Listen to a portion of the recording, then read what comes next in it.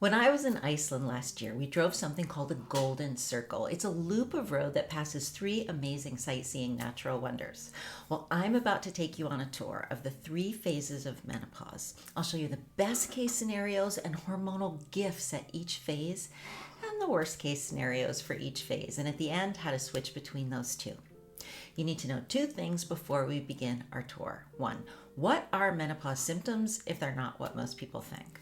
Menopause symptoms, hot flashes, and all the rest are common, but because the body was designed to go through menopause with little or no symptoms, that pretty much symptom-free menopause is what I'd like to see become the new normal. So, if it's not what our body was designed for, why do we get the symptoms? Well, imagine your hormones walking down a path throughout your whole life. Usually they're on a nice, flat, open pathway. But puberty and menopause are the part where they have to climb a mountain with lots of switchbacks. It's a rougher road. And the hormones might need extra help. So when you get any severe symptoms during menopause, they're just messages from those hormones saying, I need help navigating this stretch of the path. I'm falling off the edge. My hiking shoes are worn out. I need more snacks. My friend fell down the mountain. Help me bring her back up. If you listen to the message in the menopause symptom and give your hormones what they're asking for, the symptom can go away or get very mild.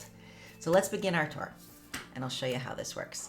The first stop, phase one, is early perimenopause. Starts around age 28, goes through the 30s and early 40s, and hormones are changing very gradually. Best case here, slight changes in the cycle. It often gets a little shorter. It might go from 28 to 25 days. Bleeding can be a little heavier or lighter. You might get slightly warm at night now and then. You might skip a cycle here and there, and it's a bit harder to get pregnant. The hormonal gifts of this early perimenopause time. Imagine progesterone, one of your hormones, as a golden fuzzy coating on the nerve endings, cushioning your nerves from the world. Well, as the hormones start to change, that coating becomes thinner. So stressful things that come at you hit those nerve endings and give you a bigger jolt. We become a bit more sensitive to stress, more easily triggered. Also, lower hormones make us a little less interested in other people. We're now wired to care less about what other people think. So if you've been a people pleaser, these are huge gifts. Put the two together and all of a sudden it's so much easier to finally say, no, I'm not going to spend my time picking up your socks from all around the house. You're 18 and you can do it yourself. I'm spending more of my time on my own projects right now. So that's the best case scenario for early menopause. What's the shadow side, the most common symptoms? Think of these symptoms like red flags from your hormones. They're like waving to get your attention and your help. Well, the most common ones here in phase one are intense PMS, like migraines, bloating, breast tenderness, weight gain, mood swings, irritability, rage, body aches, crippling fatigue, insomnia, night sweats, and brain fog. Also, problematic bleeding is possible, could be spotting between periods or very heavy bleeding that lasts for longer and happens more frequently.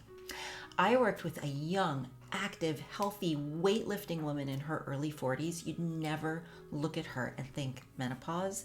She entered early perimenopause and started getting not just headaches, but migraines in PMS every month. The migraines were so bad, she had to go to urgent care 5 months in a row for IV pain medication and fluids for dehydration because of uncontrollable vomiting. She was thinking about applying for disability because she was missing so much work.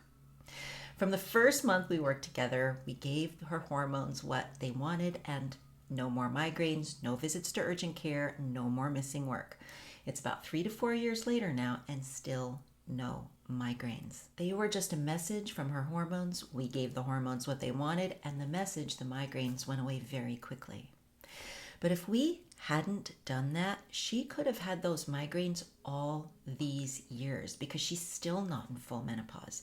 Think of that, 4 years of your life being so disrupted every month. How would that affect work and family and quality of life? And that's what happens with a lot of women in early perimenopause, especially. They don't realize it's menopause, and their doctor might not think that way either. They might get pain medication, sleeping pill, antidepressants, but not hormonal remedies. And then they suffer for so many years. That's what can happen if you ignore the messages. But remember, with those migraines, how easy it was to slip into worst case scenario, even with someone really healthy, eating right, exercising, but then how easy it was to switch over to best case. So even severe symptoms can be just messages telling you exactly what your hormones need to navigate this stretch of the path more easily. Okay. The second stop on our tour is the middle of menopause, usually 45 to 55, though it can vary a lot on either end. And it's the time when the hormones are changing fast. The change really speeds up here. And this is what most women think of as menopause, and it's when most of the typical intense hot flashes and night sweat symptoms tend to happen. What does this phase feel like best case scenario? Your cycle is very infrequent. You might go 7 months without a cycle, have one more, and then that's it. No more cycles. They just taper off and stop. You're likely to feel a little warm now and then, day or night, but no soaking, dripping sweats, and you're thinking clearly and you feel like yourself. What's the gift in this part of menopause? Well, this can be a time when the empty nest or career or relationship change happens, and the hormonal changes going on can make this easier to handle.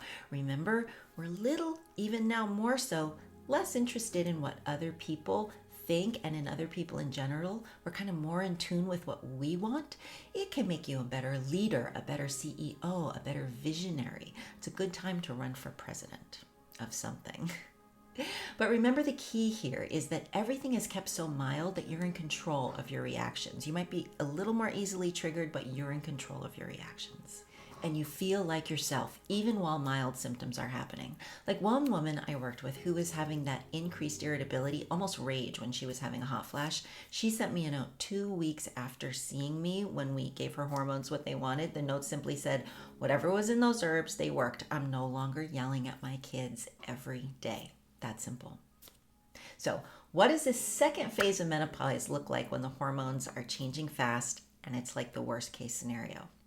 Hot flashes so hot you want to crawl into the freezer or peel your skin off. Dripping sweat on Zoom meetings or waking up every 2 hours in a soaking puddle of sheets or not sleeping at all or brain fog or anxiety. It can be really intense.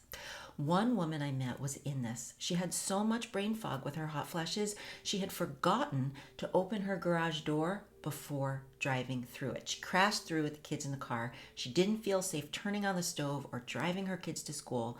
And she was desperate because she'd been to her doctor who'd said, just wait it out because menopause symptoms will go away on their own in a few years. And here are some antidepressants and sleeping pills to help in the meantime. But that was not going to cut it for her quality of life. She could have had those intense hot flashes and brain fog for years, and how would that have affected her family?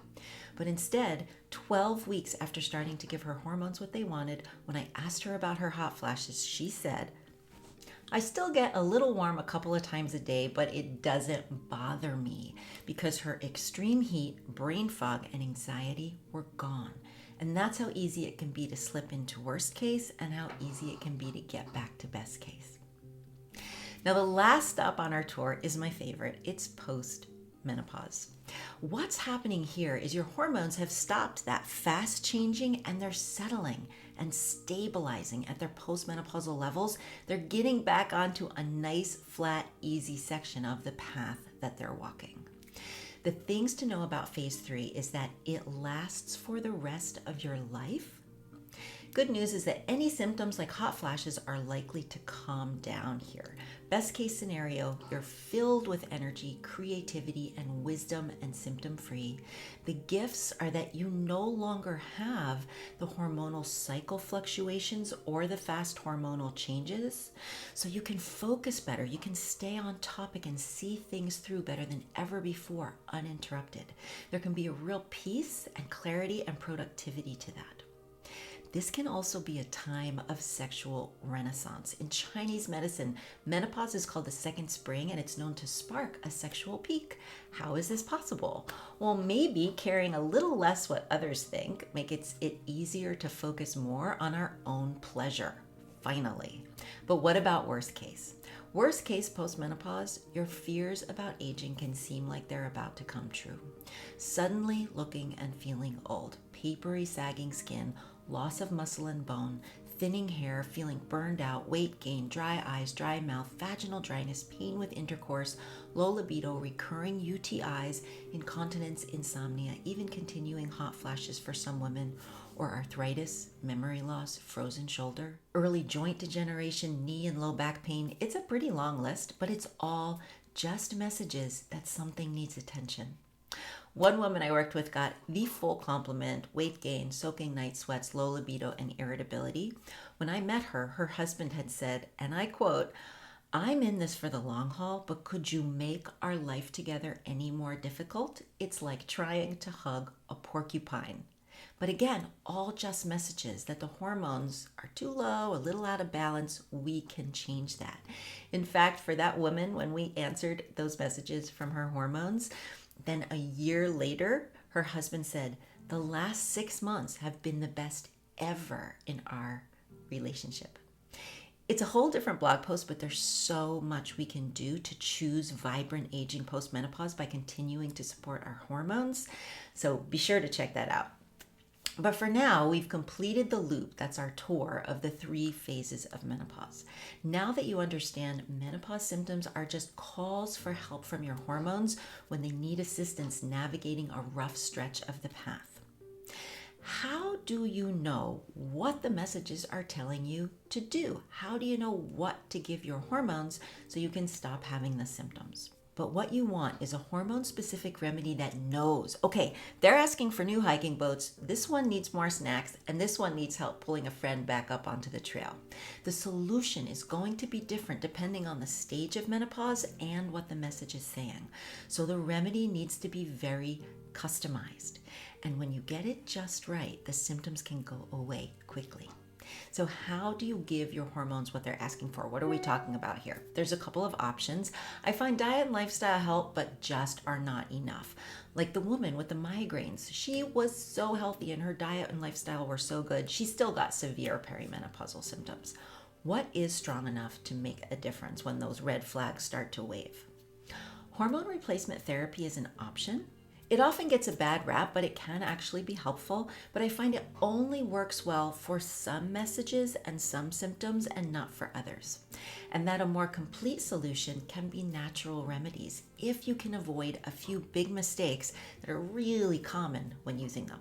So to learn how to avoid all these mistakes and use natural remedies to fully answer the messages your hormones are sending in a customized way, check out my free masterclass. I'm giving a link to sign up or get on the list for the next time it goes live. I'm Dana Lavoie, and for the past 20 years, I've been helping women who struggle with menopause symptoms use natural remedies that match their hormones at each stage of the menopausal journey so they can feel like themselves again.